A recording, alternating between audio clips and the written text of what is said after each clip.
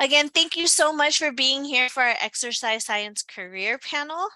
We are very excited to have our esteemed panel of speakers to share their experience and expertise with you. As we get going, I want to invite you to join in on the conversation. On your mobile devices or on the computer, feel free to go to slido.com and type in the event code SWC panel. We're going to be using Slido today to ask you some questions and to collect the questions you'd like to ask our panelists. So please, on your phones or in a separate window on your computer, please visit slido.com and enter in the event code SWC panel. To get us started with familiarizing ourselves with Slido, we're going to ask you a poll question. What are you hoping to learn today? Go ahead and type that in there for us. And your answers should be coming up here as well. So give that a few minutes. Again, slido.com, you can use that QR code as well. Don't be shy. Our panelists want to hear from you. What are you hoping to learn today? Nice. Hoping to learn more about exercise options in the job field. The education needed for various jobs. Steps to take after earning a kinesiology degree. Different careers in exercise. What is an exercise scientist and what do they do? Great, I see 3 more folks typing.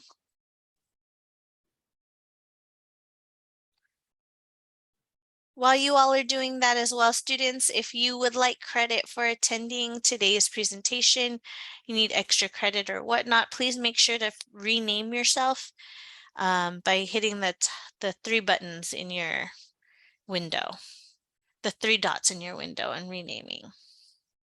The experiences you faced as you were a student. Day in the life, what's done, schooling for athletic training, continuing education, different career fields aligned to your interests. Wonderful. Thank you all for participating in that poll.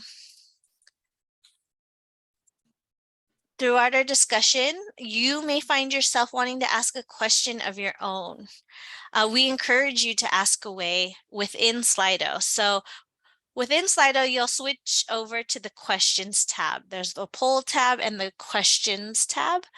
Here you can pose your questions and you can upvote or like the other questions you see that have already been asked that you would like addressed by the panel. Okay, so feel free, ask your questions along the way. Again, you can always upvote the questions that you really want asked. And before we dive into our panel discussion, I'm going to stop sharing and I'll introduce you to my colleague, Jackie Macias, to tell you a little bit more about our amazing programs we have at Southwestern College.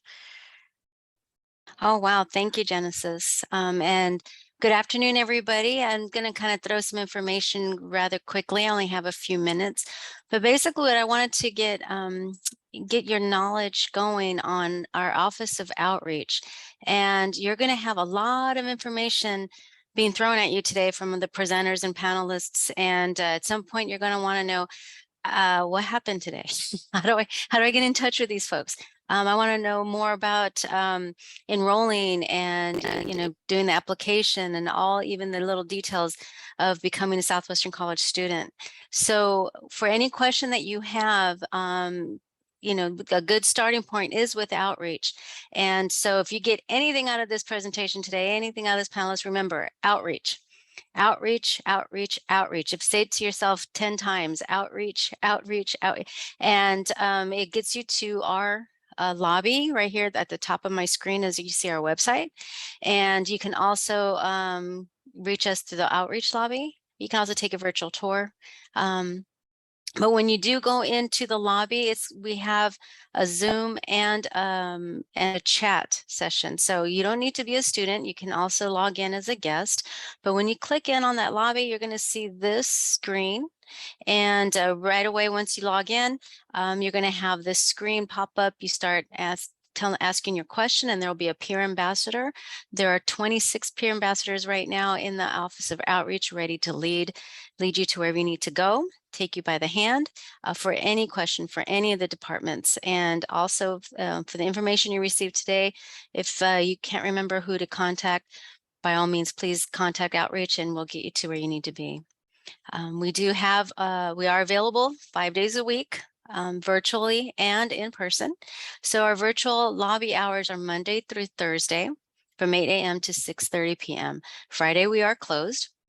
We have a Zoom, so if you're not able to come in person, the next best thing is to do a Zoom face-to-face, and you just log in with that link that I'm pointing to.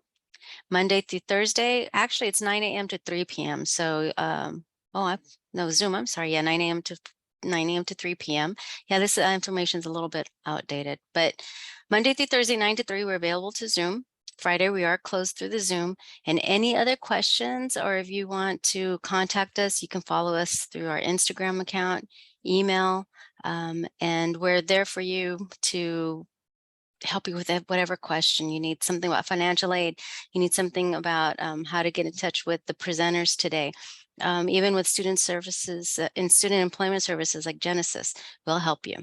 And again, welcome to Southwestern College if you're brand new. And if not, you guys are doing a good job as students already. Continue the good work. And again, thank you very much for having me here today. And I hope to see you soon. Take care and don't work out too hard today in this panelist. I'm already sweating, already thinking about all the fitness questions and information. I'm already breaking a sweat. So thanks for the calorie burning time. Genesis, I'll hand it back over to you. Thank you so much, Jackie. I will share my screen again. I'm actually going to turn over the time to Cindy Pangilinan, who is our full-time faculty member here at Southwestern in our wellness, exercise, science, and athletics department. And she's going to be leading our panel today. So Cindy, take it away. All right, thank you so much. So I'm very excited to get started. And I just first want to give a quick introduction to who we have here today to talk with all of you. First, we have Jessica Chi, who's a certified athletic trainer, and she works right here at Southwestern College. Janille Leslie is a personal trainer who went through our fitness certification program at Southwestern College. We have Michael Stein, a physical therapist, and Isela Perez, a yoga instructor. I'm going to allow them the honor to get to or let you know about them a little bit more. Before we do that, I also just want to acknowledge in attendance, we have Melanie Durkin, who's our lead faculty for the fitness specialist program, and also Kari Rossberry, who's our lead faculty for our yoga certification program. So welcome them as well. But let's get right into it. And Jessica, I'm going to start with you. If you could give us a brief introduction with who you are, your job title, and also what you do. Yeah, hi. So yes, I am a certified athletic trainer here at Southwestern College. I'm also a certified health and wellness coach. And I currently right now I'm working with all the indoor sports. So volleyball, basketballs, men's, women's water polo, as well as cross country. So you have a game tonight. Yes, correct. A women's basketball scrimmage tonight and water polo this weekend. Excellent. Okay, moving on to Michael. I'm Michael Stein. I am manual orthopedic physical therapy. I've been a therapist 35 years, and I also work closely with the Sweetwater Unified School District through the Southwest Sports Wellness Foundation, and I help out at Southwestern College. I help Jim Hammond and Dennis Petrucci out. Excellent. Thank you. Thank you for being here. Isela. Hi everyone, my name is Isela Perez and I became a yoga instructor this year through the yoga teacher certification program at Southwestern. I've been teaching at JAWS beginning actually just this month, but I love it. Excellent. And on to Janille. All righty, let me see. Where's the video? We got you. You got it? All right. Yep. I hope you can see me because I had to move from where I was. So hi everyone, this is Janille. I am a graduate of the Southwestern Personal Trainer Program. And at the moment I am in Jamaica, but I'm a personal trainer, certified personal trainer through ACE. I'm a retired US Navy and I'm a entrepreneur. I'm getting ready to launch in my own personal trainer gym. So to be ready in January 2023. I'm excited to share my ups and downs through the program and definitely just my experience with what I have done and what's been going on with me to get through the Southwestern program and where I am right now. Excellent. Hi, Mike. I was like, wait a minute, you were my physical therapist. I'm sorry, y'all. I'm like, whoa. Janille has $1 million smile. That's Yes, she does. And energy. Excellent. Thank you. Welcome, everyone, for being here. So the first thing I think that a lot of people are curious about, and I think it's really valuable information to share, is to talk about your actual career path. It's something that I share with my students every semester. I wouldn't say mine was the smoothest road. I kind of talk about mine being a ping pong effect for finding my way into teaching. And but I think it really helps students that are maybe really nervous about their career path and to hear the different paths that you went through. So if you could just tell us a little bit about that path, and then also maybe mention any barriers or obstacles that you feel are worth mentioning to give them an idea of how you got where you are. Let's start with you, Mike, first. I went to Cal State University, Long Beach. I was lucky more than anything else. Physical therapy sounded cool. I knew I'd not have to wear a tie every day. When I started, we wore shorts. So it sounded cool. I really had no clue what it was per se. But it's not the easiest path for students if they don't get good grades initially. It's really competitive to get into. So it's one of the sad things I see when I'm working with students trying to become physical therapists is we have a lot of great people who would be great therapists, but their first year of school, they didn't get A's and B's and they're trying to catch up. So that's the toughest thing, is maintaining that GPA, because that's what the schools base their admission off of, right or wrong with that.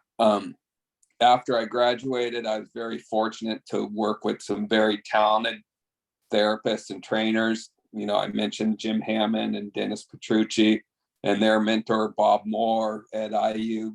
So I had a lot of great influences becoming a therapist, and I would, and that's the biggest thing of growing, is finding a good mentor. I definitely agree. I had Bob Moore as an instructor. Okay, let's go to Isela next. So at Southwestern College is where I started my college career. I began as a biology major, and I kind of thought that's the path that I wanted to take.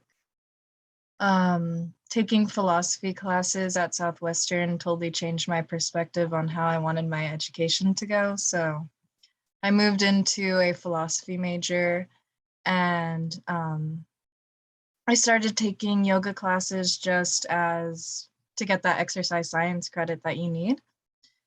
But I realized that I loved it so much, and it changed my life. It changed my perspective on just how I wanted the course of my life to go. So Melanie Durkin actually let me know about the teacher training program.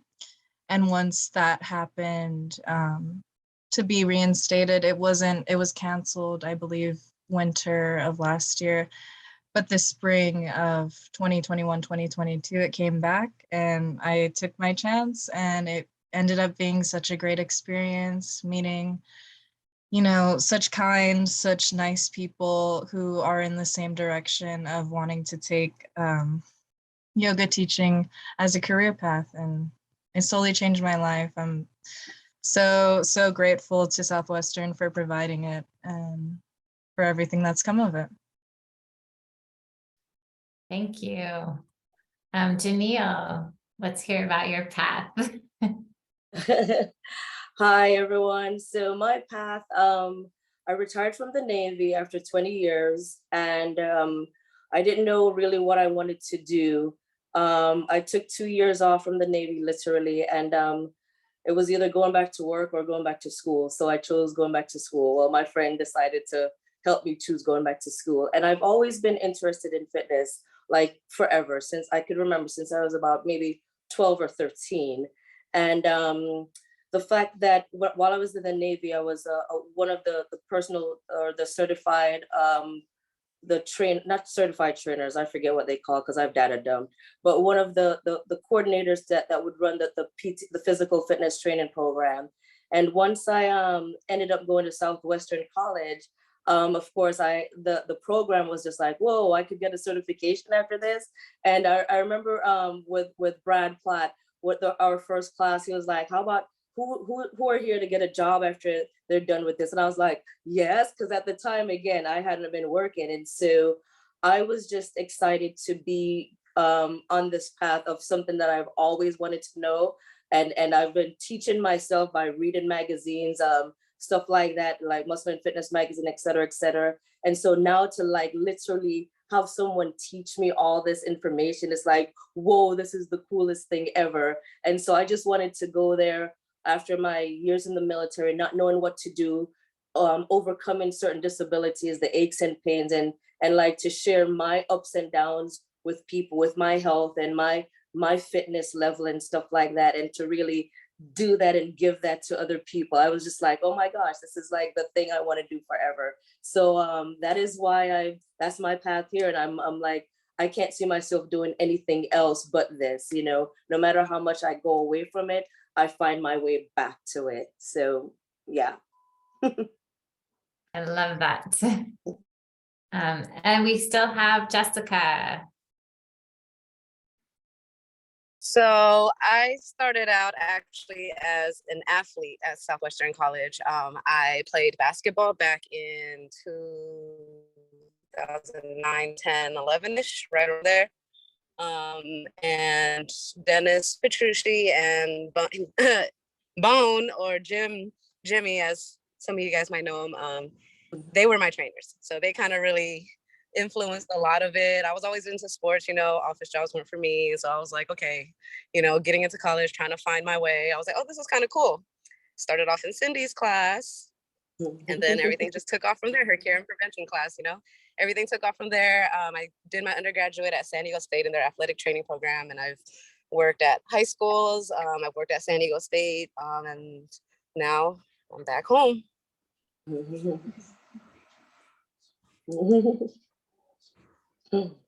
One of my first, right, Jessica? That's me. Very exciting. So let's move on and talk about a little bit about soft skills. It's something you hear about, and I think students get a little nervous about knowing what's important. And so just in your field, thinking about soft skills, what would you consider to be the ones that are most important to develop to be successful in your line of work? And what advice do you have to students to help them develop their soft skills right now? I'm gonna go right back to you, Jessica. Oops, So I think one of the biggest soft skills, I would say as students now to kind of learn and understand is to be able to not just see like your athletes or your patients or, you know, your clients as just that, clients, people, you know, like understand kind of who they are, because that kind of really helps to develop that like relationship value. Because, you know, when you're going through the school stuff, it's like everything's like, okay, you got to, you know, here's your education, here's your education, here's your education. But then you don't really, you know, being also in the time of COVID, you know, during clinicals and stuff, it's hard to really get that, you know, personal connection with somebody. So that's kind of something I would say definitely work on, and just do that by talking to people, talking and maybe listening, not talking so much, you know? I agree. I definitely saw COVID have an impact on all of that, and students coming back now, just learning to talk to each other again. So that is great advice. Isela, how about for you in teaching yoga? What's a soft skill that's necessary? I definitely agree with Jessica that getting to know the people who you're teaching to is such an important aspect of being their instructor, being their teacher, because everyone's showing up with something different, but we all come here for a similar reason when we practice yoga. So just getting to know everyone who shows up, if they're welcome to it, you know, not forcing anything, just being a listener, being there, because they do show up for a certain reason, you know, and getting that sense of community, being there after class to talk or before class, you know, because people love to catch up. And I think that's such a special part of teaching, is that it's not just the session itself, it's what comes after, what comes before, and how you show up to class can totally affect how you feel during the class. So just thinking about everything that's not just the movement itself, it's everything. Janille? Okay, so for me, I feel like each person, they're their own person. They're all individuals, and they want to know that you're attending to them, you know, as you're performing what when you learn. So it's like that personal connection, having that, being able to be personable, being able to be empathetic, just being able to be that trainer that they're going to be like, it's not just about working out and just exercising, and it's going to be so much on a different level. And the way that you do that is like, you've just got to be just genuine and true with them, and they're going to be there with you, and they're just going to be latched on to you with everything, because you're treating them as that unique, different individual being that you have in front of them. I'm noticing a theme. Mike, how about for you? Soft skills that are important for. I think all three of them hit the nail with the hammer right on. I just gave this lecture to all our young aides. You really have to try and develop a rapport with the patient. And the bottom line is you need to care. And if you can't care and give 110%, don't go into the healthcare field. There's plenty of other fields where you can make a hell of a lot more money with a lot less headache. So you really have to care. You have to make people. You need to make sure everybody knows they're important. Janille was easy. She came into the clinic. It was Norm from Cheers. But also that quiet patient, you need to know their name too, not just the easy people, the fun people. Everybody needs to know that they're important. Hopefully I didn't break any HIPAA laws there. But all your patients, all your clients need to know they're important. pretend they're your grandmother, your mom, your dad, your uncle, everybody, you got to have that passion. I'm definitely seeing every single one of you answered that it's people skills and being able to communicate with whoever you're working with. It's 4 different types of careers, but the people are what matter the most. So that's great. Okay, next question. How do you keep current with the new ideas and or technologies in your ever-changing field? I think everybody, some with different reasons, with the personal training yoga, there's always new advances coming. And how do you keep up with that? I'm going to start with you first, Mike. Well, as a therapist, you have to do your continuing ed, and every 2 years you have to do 30 hours, and I just finished mine. But we work in an open environment, so there's a bunch of different therapists in there, so you can also steal from them and whatever new continuing ed they've got. And when I come out to Southwestern College football games, it's a totally different environment, and I learn from Jim and Dennis and the doctors that are going out there. So it's interacting with other professionals and then just continuing ed.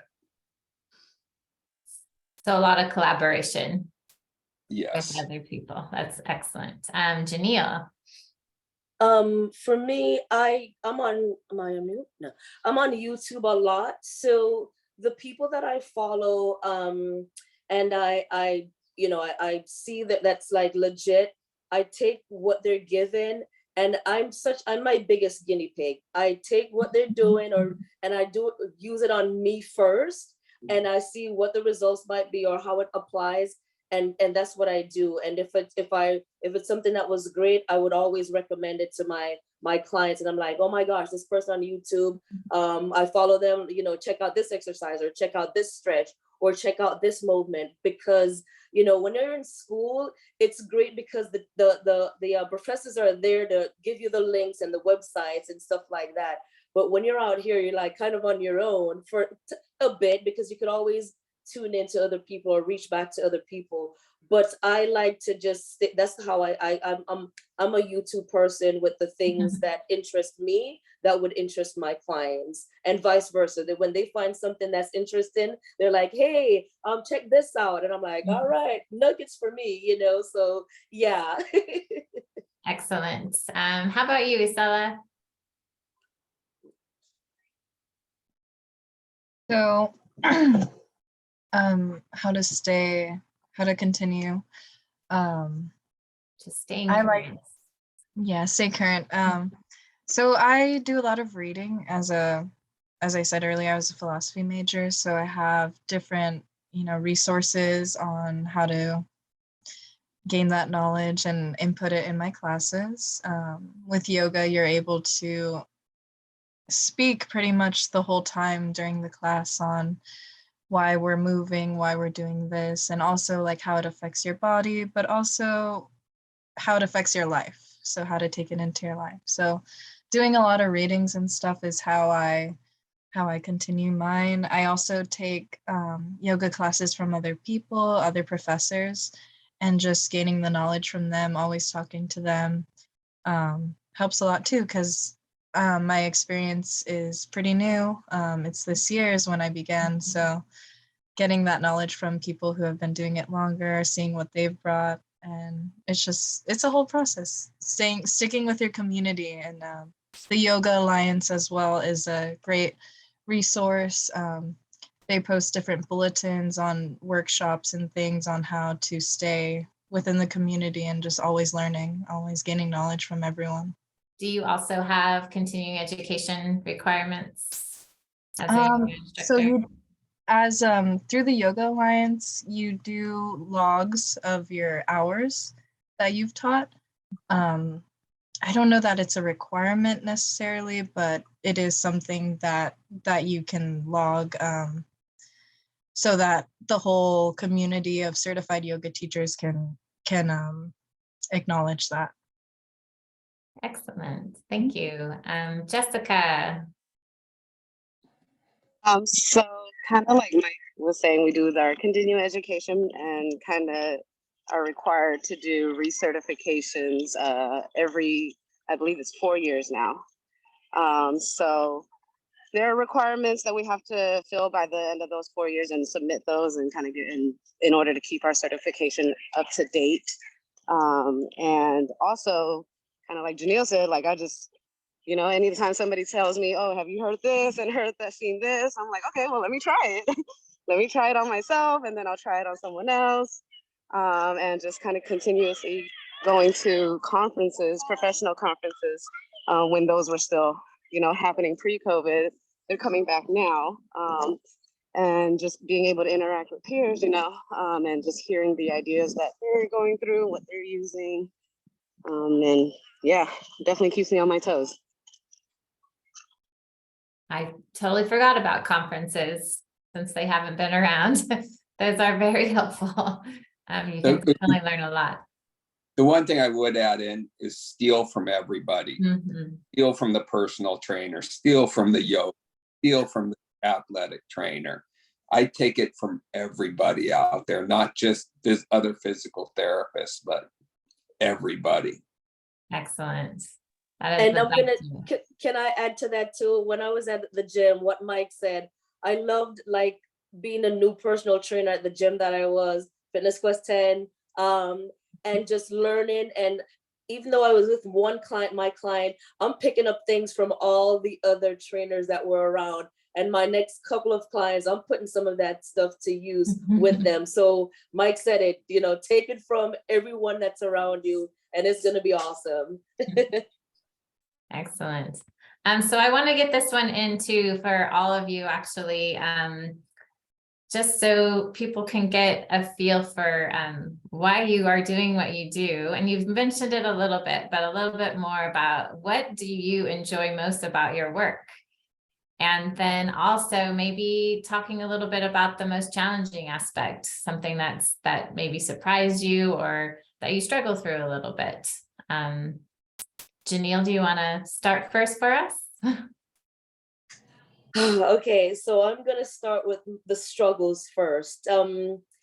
I have lots of chronic pain, and not many people would know. Mike was definitely my PT, so he knows some of my aches and my illnesses. And for me as a personal trainer, when that starts to happen, when it's like difficult to hide that from your clients, it becomes so debilitating. But it's like you push through it, but then when they notice that, you know, you might not be, oh, I'm not the same way that I was, or I'm not performing certain moves the way I was, it's a big struggle. And it's like I get this down, and it's like this deep down as a trainer, because I feel as though as a trainer I'm not living up to my standard, being that trainer that's like 100% fit all the time. That's my biggest struggle. And right now that's what's going on with me, where my aches and pains are getting in the way of my life, of being the part that the love of being a personal trainer, where my body, for me, my body needs to look a certain way. And when I'm not in the gym and I'm looking this way, I'm just like, oh my gosh, no one wants to train with me. It's like I feel unworthy of being a trainer because I don't feel the part, I'm not looking the part, especially when I'm starting to gain weight. That has always been my struggle. And it's like I pull back so much to where at times it'll take months and months for me to get back into being a trainer, wanting to train people. That has just always been my struggle, because I feel as though you have to look a certain way, but I know it's not. But for here, you know, so I know it's not, but that is just my struggle. What I love about being a personal trainer, oh my gosh, I I just love, oh my gosh, there's everything.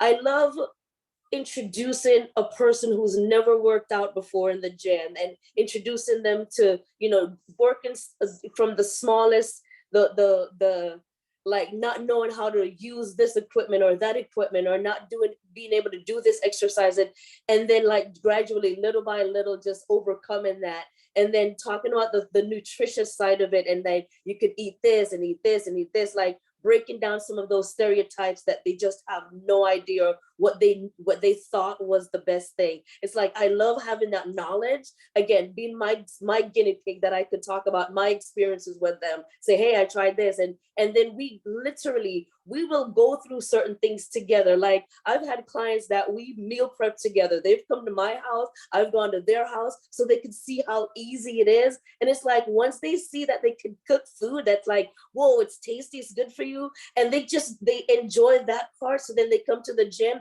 and they're like, oh my gosh, I have so much energy. I'm just like, yay. And then when they start to see the changes that they've always wanted to in their bodies, and they're starting to see that, I'm like, yeah. And I'm just like, I knew that was there, I just know it, but now you see it, it's like, oh yeah. So it's just that, it's like that, like, whoa, we get it together. And they just find that love for food, and they find that love for fitness, and they find that love for stretching. Some people don't like stretching or foam rolling, and they're like, whoa, this isn't bad. So now, and I love that I could bring that to them. And that's the high that I feed on when I'm in my lows. And I'm telling you, whenever I'm around my clients, I'm just like, ooh, like I'm on cloud nine. And that is what I love about what I do. And I cannot stop doing it. So you definitely have an amazing amount of passion, for sure, that your clients, every one of them is lucky to have you feel that energy. Isela, I know you have to skip out, so let's hear from you really quickly, if you don't mind. What do you love, and what are your challenges? I think I'll start with challenges first, so we can end on a high note. So definitely challenging on the days that you're just having a rough day, you know. Life is so busy, and that's just universal for everyone. It's busy, it gets stressful, it gets overwhelming, and taking that to your students, you don't need to share that with them. We're all coming together in a moment to de-stress, in a moment to take time for ourselves. And that's part of the struggle, is the hard days when I'm not feeling, you know, all 100%. But still, that showing up, and that it brings a positive experience for the students, because we always have to show up no matter what we're going through, and just bringing that to them. It's really special. There's not a lot of jobs that allow me to do that I've experienced. So I really enjoy that part of yoga, because it doesn't always feel like a job. It just feels like such a joyful experience. It's an energy exchange, you know. It's just something so different. And I'm sure that that's pretty universal with the other exercise science jobs. But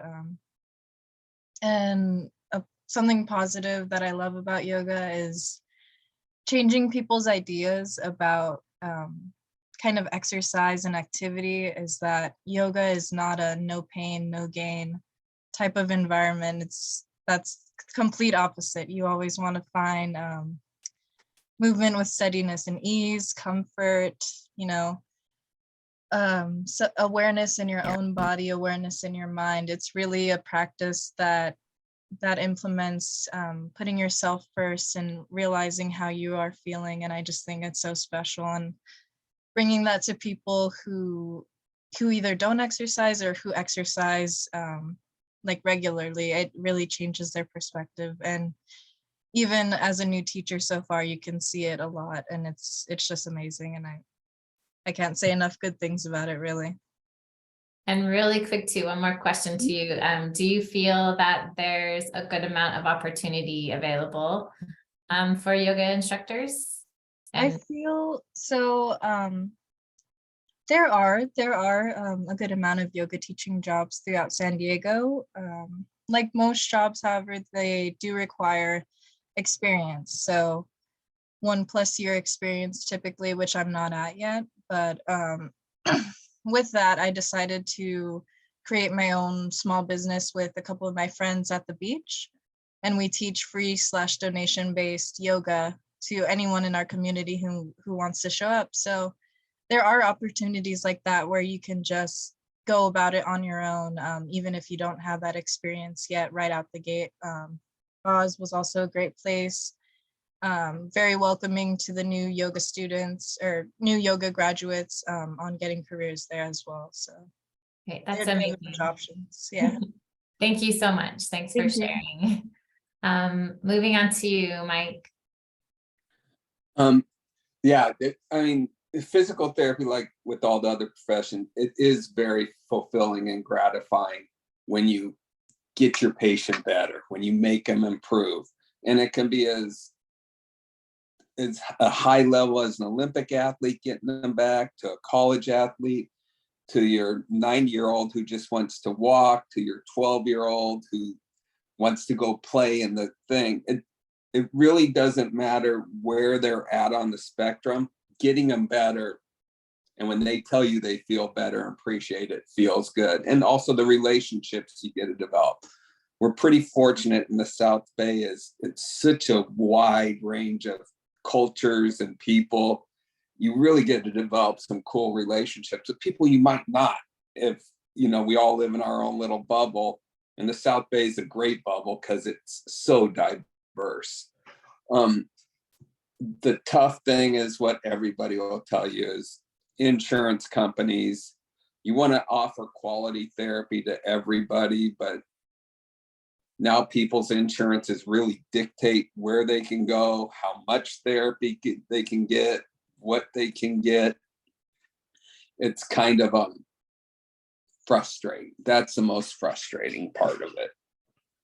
Has that changed so like recently, just getting worse and worse through your 35 years, or has it always been? It's getting worse and worse. More people are going to the HMOs. People are pushing the Medicare patients to the HMOs.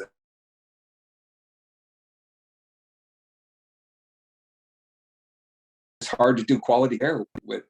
We can't, my style of therapy, we can't do HMOs. It just, you can't put that your hands on and spend that much time with your patient, especially with these students coming out with doctorate degrees owing a couple $100,000. They got to make enough money to pay off their student loans. And yeah, it's a big problem that the profession has to solve. That is a lot. Yeah. Okay, Jessica, love and challenges.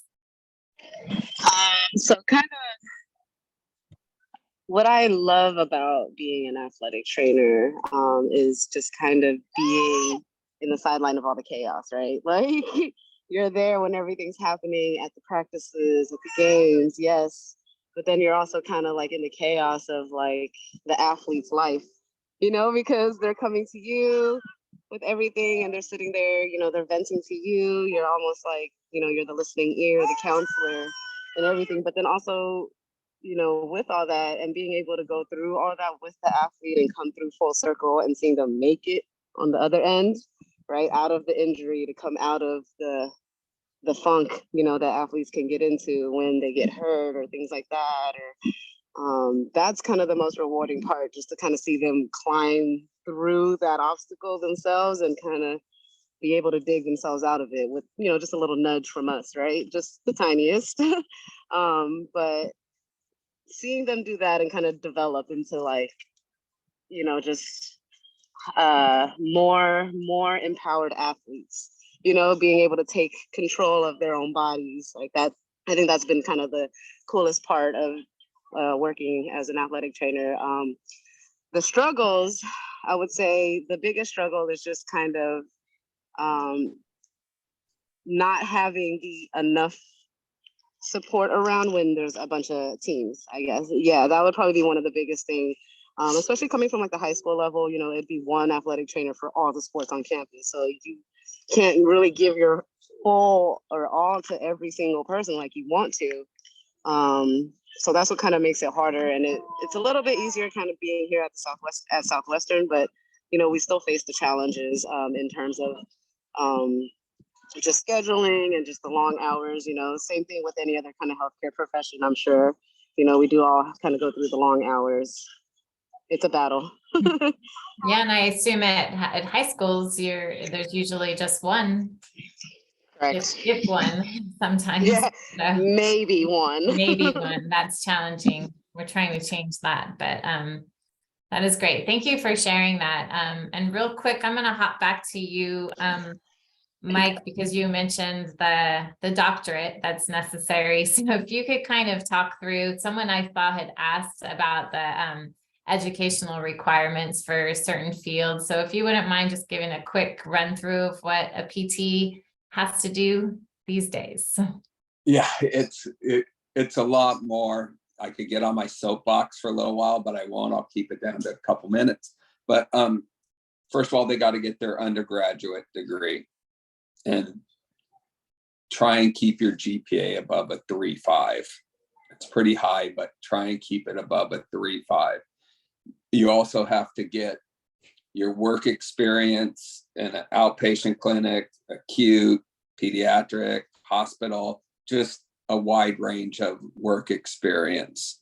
And a lot of people will be surprised. They think they want to go into sports medicine, then they discover neuro and they love neuro or they love pediatrics.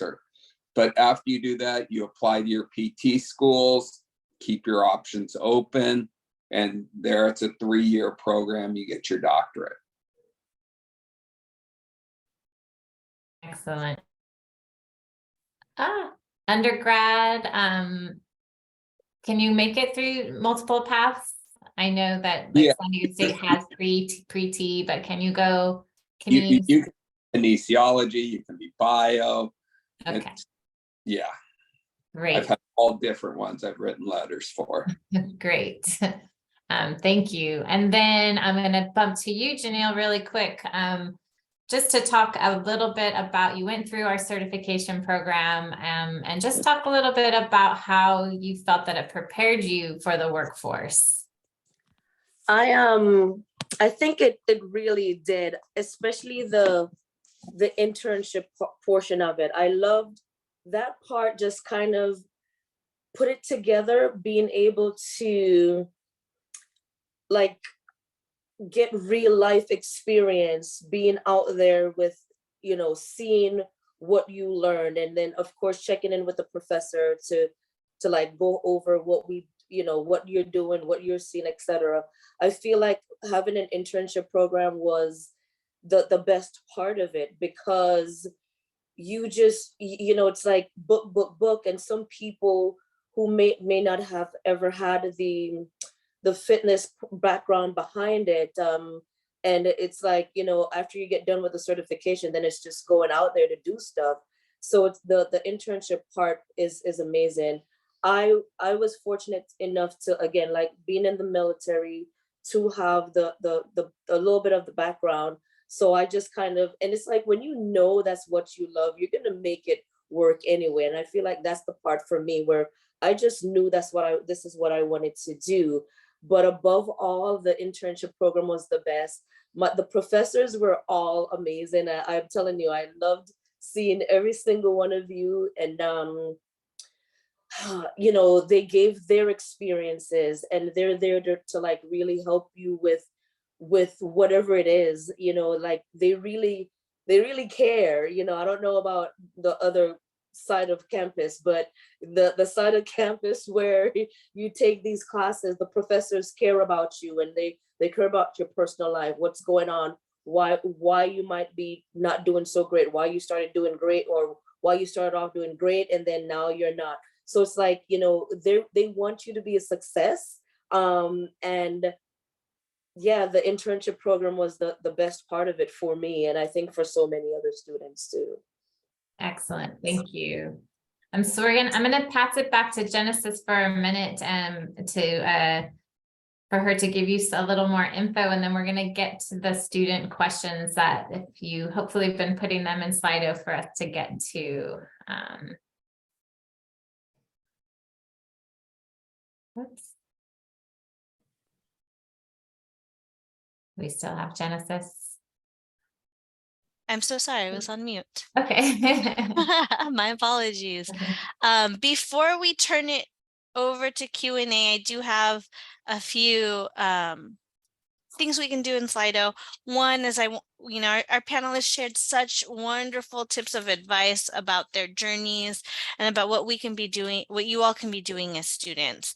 I heard things like developing rapport and making sure you're a great communicator and being able to show your clients that you care.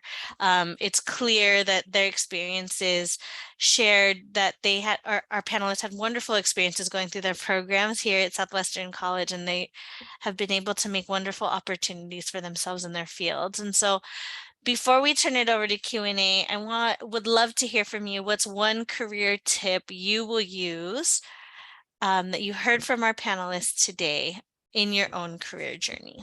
So take a few moments. Again, slido.com.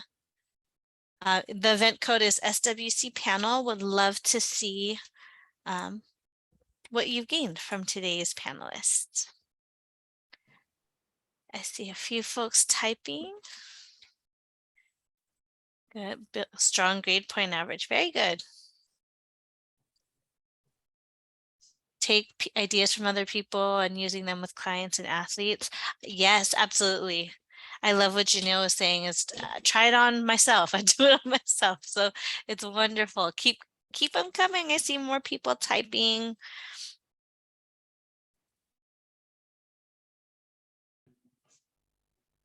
Be a part of an intern program. Keep my grades up. Create connections. Beautiful. Great. It looks like you all are gaining lots and lots of tips that you will be taking with you as you continue along in your journey. Get a variety of work experience. Wonderful, wonderful. Just a quick tip for you all. Again, the department that I represent is Student Employment Services. We're here to support you with your job search, your internship search, your career goals. Please do not hesitate to reach out to us if you need help with any of these things here on the screen.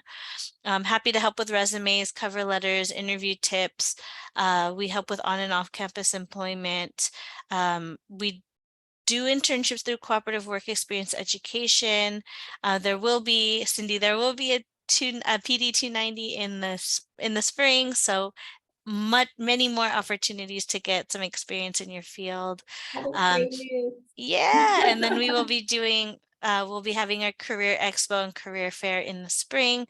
And like today, we do career panels all the time to help introduce students to professionals in their field and opportunities with employers and companies that they may not have known about. Also, I encourage you to check out Handshake, which is our job board and our career development platform. It's available in your campus apps under Handshake. So definitely check that out. And again, we're here to help you with your career planning and job search. Just let us know. Our email here is here at the bottom. You can also, and that's ses@swccd.edu. You can also check us out on social media. We are on Facebook, Twitter, Instagram, and we have a YouTube channel. This recording of today's event will also be on our YouTube channel, so you can feel free to reference back to it, and I will email them back to you as well. And so I'm going to open up the questions. Continue to drop in your questions here in Slido in the Q&A tab. I see some questions coming in. So I'm going to just keep coming down. I'm going to read off the questions. Please feel free, any of our panelists, to jump in and address it. So the first question is, what can we do as students now to gain experience in the field? Anyone want to take this one? I would say try and look for jobs as an aide or volunteer. Yeah. Janelle's like, yep, absolutely. I was like, Mike, you stole what I was about to say. I was like, if you know there's some place that interests you, don't be afraid to ask, and then or you know, like go to wherever that you have that interest in, and then talk to your professors and see how they could help you to get into that area, or maybe that gym, or wherever it is that you might be trying to be, because trying to do it by yourself, it's really it's difficult. But if your professor is behind you also, that's going to be amazing to do. But yeah, get out there and just Like just what Mike said. Sorry. Love it. Love it. Thank you. Thank you both. I'm going to check that one off. Again, oh, great. More questions coming in. What were some of the things you looked for when choosing a school's program for your career choice? That's a great question. What are the things you all considered in making decisions about which school you went to? For me, when I chose San Diego State after transferring from Southwestern, I kind of looked at the passing rate of their for their board certification exam to see how well they prep their students in terms of that, and kind of what clinical experiences they were giving. So being at San Diego State, you know, you're exposed to the Division I clinical experience. We worked at high schools and other JUCOs. So that was a really big thing that kind of drew me in, because I wanted to explore that Division I field. And then, you know, being able to be close to home for me, that was one of the biggest things, be near my mom and my family. Wonderful. It's good to have one of those, a good program in your backyard, huh, Jessica? For me at the time. Yes, ma'am. Oh, I'm sorry. Go ahead, Sorry. Janille. I was saying at the time I lived right there in East Lake. So the college was 7 minutes away from me. And I remember driving by it all the time when there was some kind of renovation going on. And I was like, oh, I wonder if I could ever go there. I was hesitant, and it was frightening for me to be out of the military and doing something like going back to school. Like literally, that was scary for me to go back to school. Like, what do I do now? After 20 years, it was that. So that was very frightening for me. And that is why I say, you know, talk to your professors if you're having trouble, because it's like writing a paper. I didn't know what to do when it came to that. And like, that was some of the requirements for some of the classes. And, you know, it was very scary. And talking to the professors like, hey, what do I do to write a paper? I don't know. So the distance for me was right down the corner, or right really close by, especially being as terrified as I was about starting school again. So that was the biggest driving factor for me with choosing where I chose. Thanks, Janille. Mike, any feedback from you? When I went through, there was only like 6 or 7 PT schools in all of California, and Long Beach was the closest to my house. Now it's kind of nice. You guys have a lot more choices, but really look at the financial part of it, because so many kids make it through, then they owe so much money. They got to go into an area of physical therapy that's maybe not what they wanted in order to make. You're touching upon this other question here that we see down here too, Mike, is the salary for a physical therapist compared to the amount of education needed to complete it? I'll let you take that. Yeah. All professions think they should get paid more. I mean, we all do. As teachers and stuff. You go into healthcare because you have a passion for it and you love it. The money's kind of a bonus point. You're going to make good money, but is it compared to your education? If you did something else, probably not. Even if you become a doctor now, I hate to say it, but firemen are financially better off than a family doctor with how much schooling, education, and time. But you do it for more than just the money. Yes, you'll make a good life. You'll make good money, but it's probably not equal to the amount of time you put in. Thank you for being honest. Connor asked, oh, let me check this one off. Have you ever worked for a difficult client who never wanted to work during your session? If so, how did you approach this client and what was the end result? Sounds like an interview question.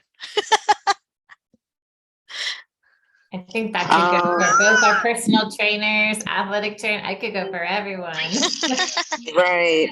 I was just getting ready to say, you know, we've had a few unmotivated, you know, athletes who not necessarily were being difficult, but was more so frustrated about the injury part and being injured and not being able to play or help their team, not really directed at us, but we're there. So they're taking it out on us in that part.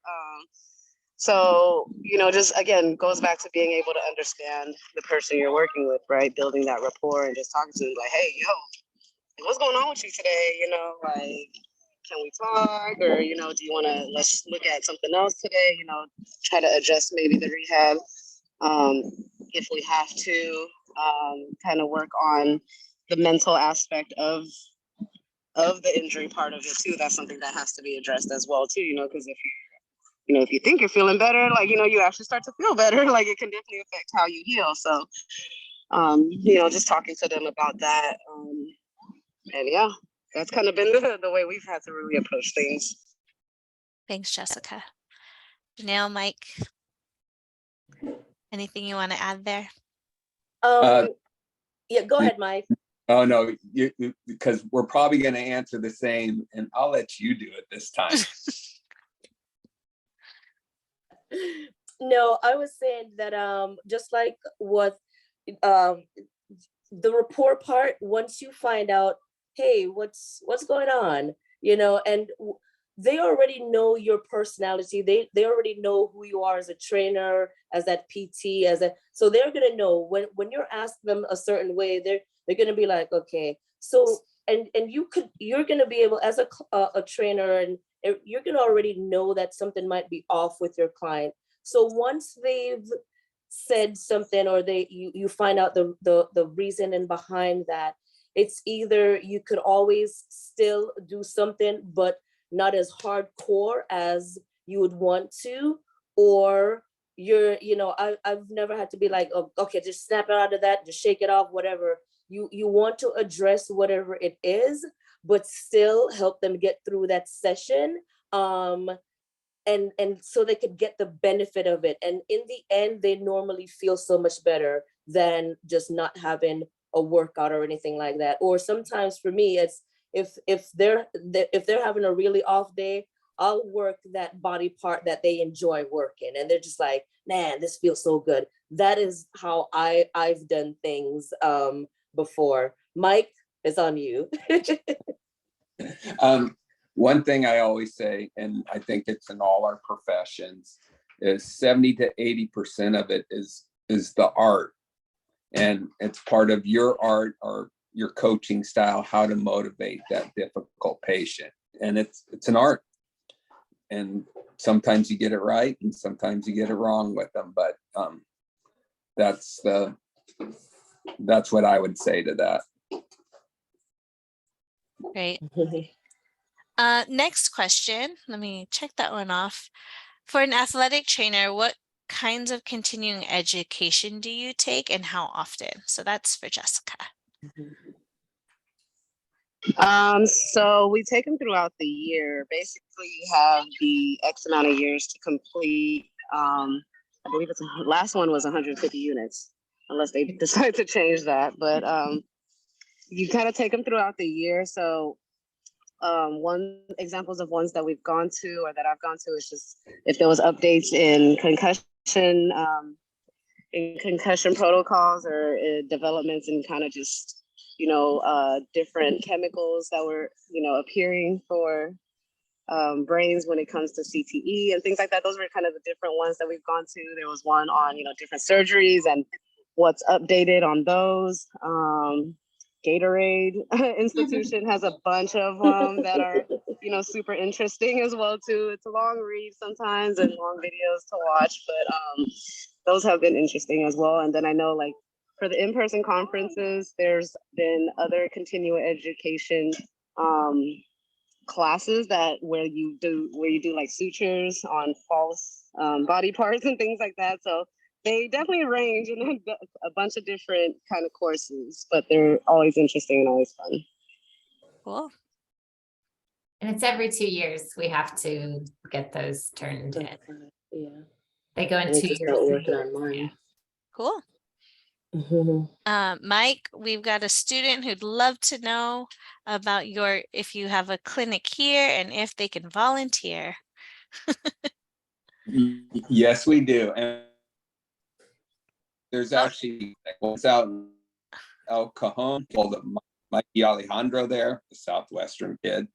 And the other two, one's in right by Southwestern College and the other one's out in East Lake. He can call the clinic there, 619-656-5102, and talk to Eddie Sandez. Awesome. Thank you, Mike. And last question, unless another one pops up here. Is it better to first become a PTA, then become a DPT? If you have the grades, just become a DPT. Otherwise, it's 5 years to get to where you want to be versus 3 years to where you want to. So, yeah. Mesa College has a great PTA program, but if your goal is to become a DPT, just go straight there. Good feedback. Yeah. Awesome. Well, that was all of our questions.